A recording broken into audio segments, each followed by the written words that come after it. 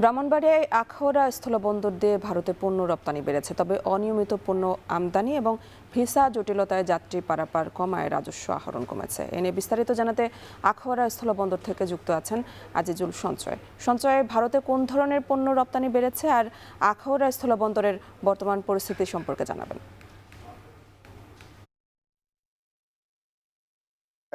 গেল ডিসেম্বর থেকে আখাউড়া স্থলবন্দর দিয়ে ভারতে পণ্য রপ্তানির পরিমাণ কিছুটা বেড়েছে। এখন মূলত হিমায়িত মাছ, সিমেন্ট, এছাড়া আর কিছু পণ্য আছে আসলে যেগুলো তেল, আটা, ময়দা এই ধরনের পণ্যগুলো কিন্তু এখন বেশি যাচ্ছে বলে আমরা এই বন্দরের কাস্টমস কর্তৃপক্ষ এবং ব্যবসায়ীদের কাছ থেকে তথ্য পেয়েছি। এছাড়া কিন্তু এর বিপরীতে ভারত থেকে কিন্তু পণ্য আমদানি একেবারেই অনিয়মিত হয়ে পড়েছে। যার ফলে এই বন্দরে আসলে মূলত কিন্তু রাজস্ব আহরণকে নির্ভরই করে এই আমদানি বাণিজ্য। যেহেতু এখন পণ্য আমদানি একেবারেই অনিয়মিত, যার ফলে এখানকার রাজস্ব আহরণও কিন্তু ভাটা পড়েছে। এ নিয়ে আমি যদি আপনাকে একটু পরিসংখ্যান বলি, চলতি ২০২৫-২৬ অর্থ বছরে গত জানুয়ারি মাস পর্যন্ত কিন্তু এই বন্দর দিয়ে আ ভারতে কিন্তু এখানে কিন্তু ভারতে রপ্তানি হয়েছে ৩৩৮ কোটি টাকার পণ্য, যেটি আসলে স্বাভাবিকের চেয়ে কিছুটা বেশি বলে আমাদেরকে এখানকার যারা ব্যবসায়ী আছেন তারা বলছেন। তবে একটি তথ্য দিয়ে রাখি, এই যে বন্দর দিয়ে কিন্তু আ এই যে কয়টি পণ্য আসলে নিয়মিত রপ্তানি হয় তার বাইরেও যেন আরো কিছু পণ্য রপ্তানি করা যায়। সেক্ষেত্রে এখানকার যারা ব্যবসায়ী আছেন তারা কিন্তু চেষ্টা করছে যে আসলে নতুন, নতুন পণ্যের বাজার যেন তারা খুঁজতে পারে এবং সেজন্য তারা ভারতীয় ব্যবসায়ীদের সঙ্গে তারা নিয়মিত আলাপ আলোচনাও কিন্তু করছেন।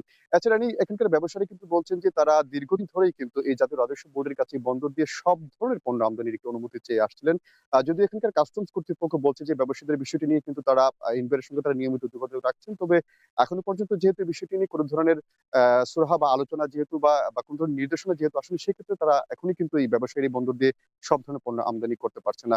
এ নিয়ে আরেকটা তথ্য দিয়ে রাখি যে গেল যে ছাত্র জনতার অভ্যুত্থানের পর থেকে কিন্তু এই ভারতীয় কর্তৃপক্ষ আসলে বাংলাদেশীদের জন্য কিন্তু ভিসা কার্যক্রমকে সীমিত করে। যার ফলে এই বন্দর দিয়ে আ টুরিস্ট ভিসার এই টুরিস্ট ভিসার যাত্রী পারাপার কিন্তু বন্ধ রয়েছে দীর্ঘদিন ধরে। যার ফলে স্বাভাবিকভাবেই কিন্তু এই বন্দর দিয়ে যে যাত্রী পারাপার যে কার্যক্রম সেটিতেও কিন্তু ভাটা পড়েছে। যার ফলে আসলে এই পণ্য আমদানি অনিয়মিত হওয়ার কারণে কিন্তু এই যাত্রী পারাপার থেকে বেশ মোটা অঙ্কের কিন্তু রাজস্ব আহরণ করত সরকার। তবে এখন যেহেতু এই যাত্রী পারাপার কার্যক্রম একেবারেই সীমিত হয়ে পড়েছে, সেক্ষেত্রে আসলে এখানকার রাজস্বও কিন্তু অনেকটাই কমে গিয়েছে।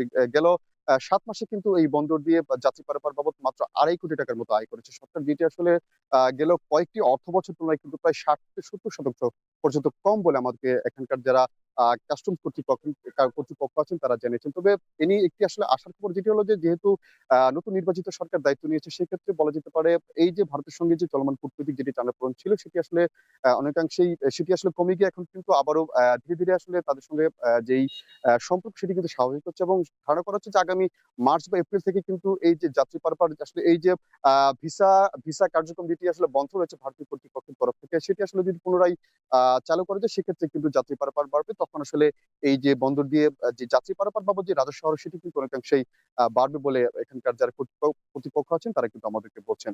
তো এ নিয়ে আমার কাছে এই ছিল আখাউড়া স্থলবন্দর থেকে এখানকার এই যে আমদানি রপ্তানি বাণিজ্যের চিত্র এবং যেই যাত্রী পারাপার যেটি আসলে কমে গিয়েছে, যার ফলে রাজস্ব আহরণ কমছে, সেটির সবশেষ খবর।